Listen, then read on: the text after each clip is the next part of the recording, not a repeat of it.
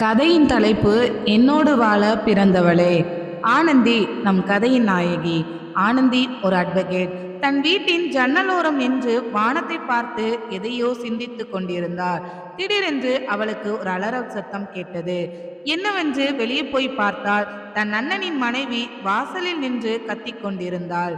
தன் அண்ணனின் மனைவியிடம் போய், அண்ணி, இப்ப எதுக்கு கத்திட்டு இருக்கீங்க வாசல்ல என்று கேட்க, அதற்கு தன் அண்ணனின் மனைவியோ, இங்க பாரு ஆனந்தி, உங்க அண்ணனை ஒழுங்கு மரியாதையா கதவை திறக்க சொல்லு, இல்ல இங்க நடக்கிறத வேற என்று கூற, அதற்கு ஆனந்தியோ, அண்ணி என்ன ஆச்சு, எதுக்கு அண்ணன் கதவை திறக்க மாட்டான் என்று கேட்க, அதற்கு அண்ணியோ, கதவை திறந்ததான் அவன் மான மரியாதை எல்லாம் போயிருமே, அதனாலதான் உங்க அண்ணன் கதவை திறக்க மாட்டான் என்று கூற, ஆனந்தி எதுவுமே புரியாமல் நின்று கொண்டிருந்தாள்.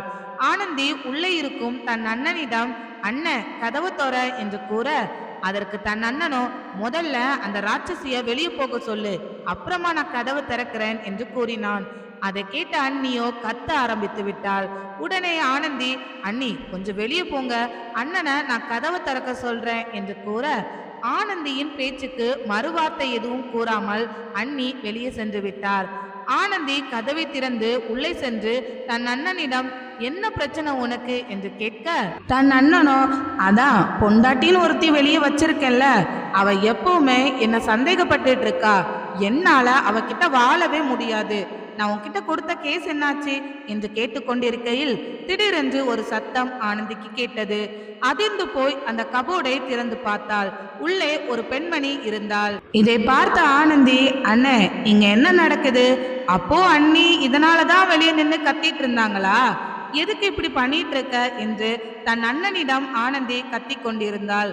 ஆனந்தியிடம் அண்ணனோ, இல்ல ஆனந்தி என்று சமாளிக்க, அதற்கு ஆனந்தியோ, அங்க என்னன்னா 2 பேரும் டிவோர்ஸ்க்கு அப்ளை பண்ணிருக்கீங்க, இங்க இந்த பொண்ணோட நீ ரூம்ல இருக்க, நான் இதை எப்படி எடுத்துக்கொள்வது என்று தன் அண்ணனிடம் ஆனந்தி கேட்டாள். ஐயோ ஆனந்தி, நீ ஏதோ சந்தேகப்பட்டு விடாத, அண்ணனை இது என்னோட ஃப்ரெண்டு மட்டும்தான், நீ நினைக்கிற மாதிரி வேற எதுவும் இல்ல, இவன் என்கிட்ட பேசுறதுக்கு தான் வந்திருக்கா என்று கூற, உடனே ஆனந்தி கோபமாக தன் அண்ணனிடம், அண்ணா இந்த மாதிரி சொல்றதுக்கு உனக்கு அசிங்கமா இல்லையா, இந்த மாதிரி காரணம் சொன்னா யார் தான் ஏத்துக்குவா, அப்போ நீ இந்த மாதிரி பண்ணிட்டு இருக்கனாலதான் அண்ணி டிவோர்ஸ்க்கு அப்ளை பண்ணிருக்காங்களா என்று கேட்க, அதற்கு ஆனந்தியின் அண்ணனோ, ஐயோ ஆனந்தி, அவதான் என் ஃப்ரெண்டுன்னு தெரியாம சந்தேகப்பட்டு இருக்கானா, நீயும் அண்ணனை சந்தேகப்படுற பத்தியா, உண்மையாலுமே அவ என்னோட ஃப்ரெண்டு தான், அண்ணனை நீ தப்பா எடுத்துக்காத என்று பதில் கூறினான்.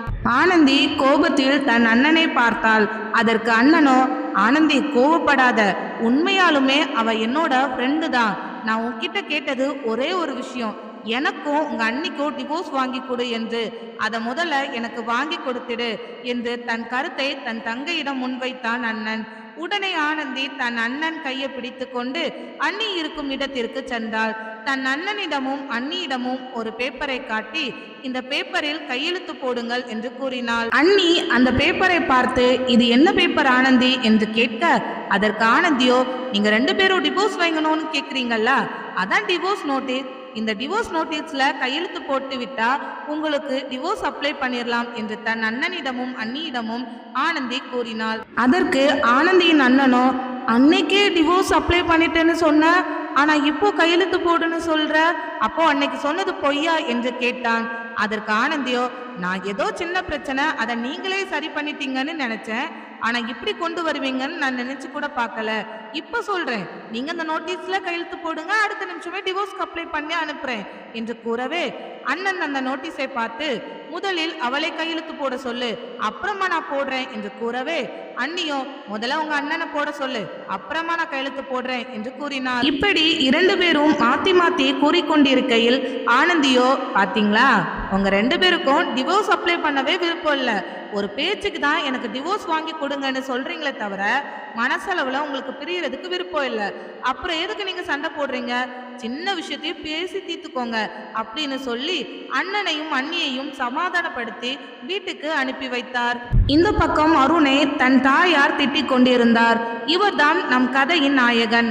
தாய் பெயர் சகுந்தலா. அருணிடம், ஏண்டா உனக்கு எத்தனை தடவைடா பொண்ணு பாக்குறது, எந்த பொண்ணை காமிச்சாலும் எனக்கு இந்த பொண்ணை பிடிக்கல, வேற பொண்ணை பாருங்க அப்படின்னு ஏதாவது ஒரு காரணம் சொல்லிட்டு இருக்கதா இருப்பியா, இந்த பொண்ணையும் பிடிக்காதா என்று கேட்க, தெரியலையே, எனக்கு எந்த பொண்ணும் பிடிக்கல என்று அருண் கூறினான்.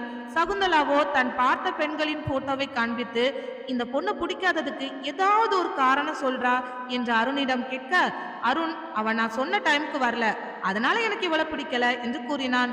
அருண் பதிலை கேட்ட சகுந்தலா, டேய், பொண்ணுங்கனாலே கொஞ்சம் லேட்டா தாண்டா வருவாங்க, இதெல்லாம் உனக்கு காரணமா என்று கூற, உடனே அதெல்லாம் எனக்கு தெரியாதுமா, எனக்கு இந்த பொண்ணை பிடிக்கல அவ்வளவுதான் என்று கூறவே, உடனே சகுந்தலா அடுத்த போட்டோவை காண்பித்தார். அதில் எந்த ஒரு பொண்ணையும் பிடிக்கவில்லை என்று கூறினான்.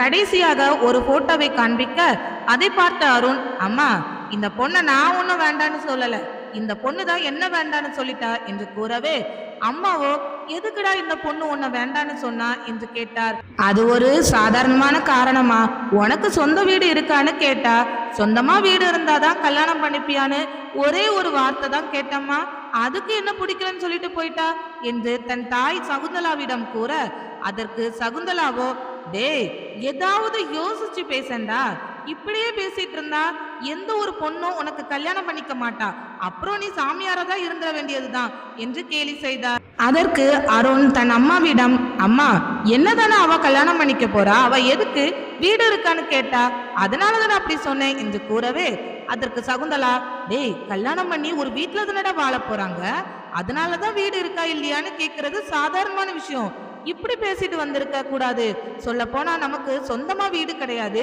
உனக்கு நல்ல வேலையும் கிடையாது, சரி கல்யாணம் பண்ணி வச்சாவது ஏதாவது உருப்படியான வேலையை பாப்பான்னு பார்த்தா நீ ஏதோ புரிஞ்சுக்காம எல்லாம் பண்ணிட்டு இருக்க என்று கோபமாக அருணிடம் பேசினார்.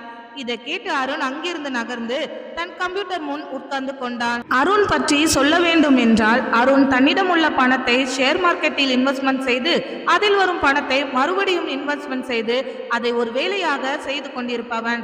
ஆனால் தன் தாய்க்கு அது எதுவும் பிடிக்கவில்லை.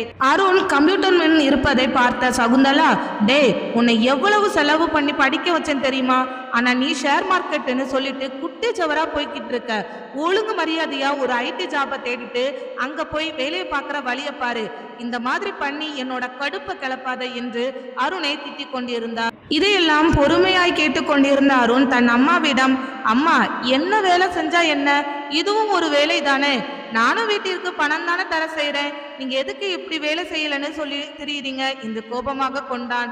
டேய், இந்த வேலையெல்லாம் ஒரு தடவை பணம் வரும், இன்னொரு தடவை வராது, அது உனக்கு சொல்லணும்னு நினைச்சேன், நீ புரிஞ்சுக்க மாட்ற, ஒழுங்கா ஒரு வேலையை தேடு.